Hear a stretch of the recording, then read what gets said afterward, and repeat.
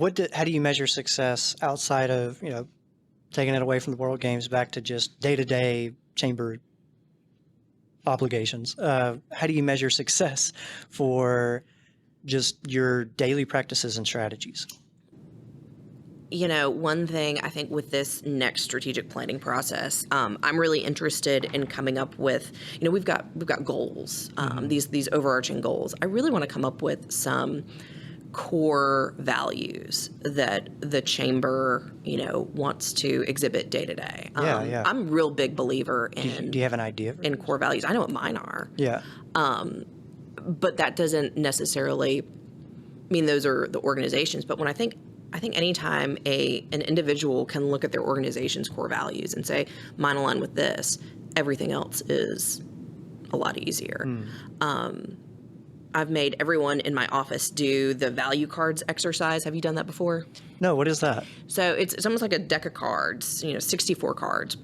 They've got 64 different values on them. And, you start them off by saying, just make a pile of yes and no. What might be your core? What do you think are really important values and what are slightly less important to you? You put them into 2 decks, and then you take your yes deck and you narrow it down to, I think, 10. And you get that 10, you narrow it down to 5. How do you do that? It's really hard. Yeah. So I did this as a part of, there's a local women's executive leadership program called Momentum. And I did this going through their leadership program in 2021. No, it was 2020, excuse me. So knowing those core values made me look back on some of my life experiences and say, oh, I got along with this person really well because that probably was one of their core values. Or I didn't get along with this person because they violated one of my core values.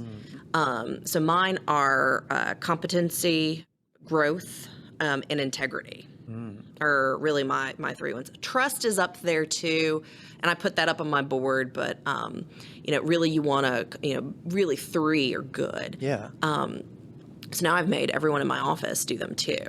And we've written them up. We have them next to our desks. So anytime I walk in and think about how am I going to assign a task to this person, one of my coworkers, her core value is teamwork.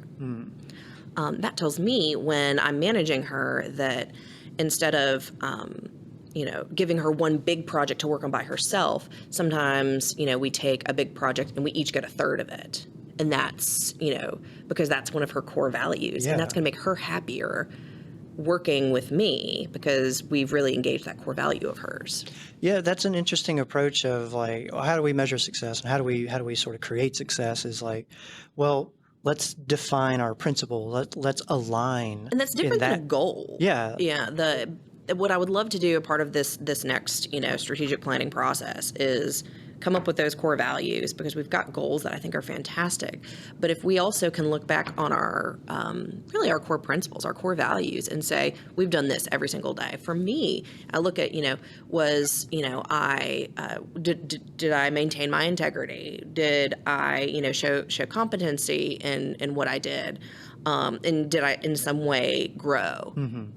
If I've done those 3 things or not violated any of those 3 things, that's a successful day. And it also is helping, like you said, with your other teammates and the people who are working with you. It helps everyone sort of like discover and align together. Yep. So that's a really interesting approach. That's not an analytic, but it is very important. Yeah. Well, I can see how that would generate success because you're generating successful collaboration, right? So I can see where that would get you down the road in that direction.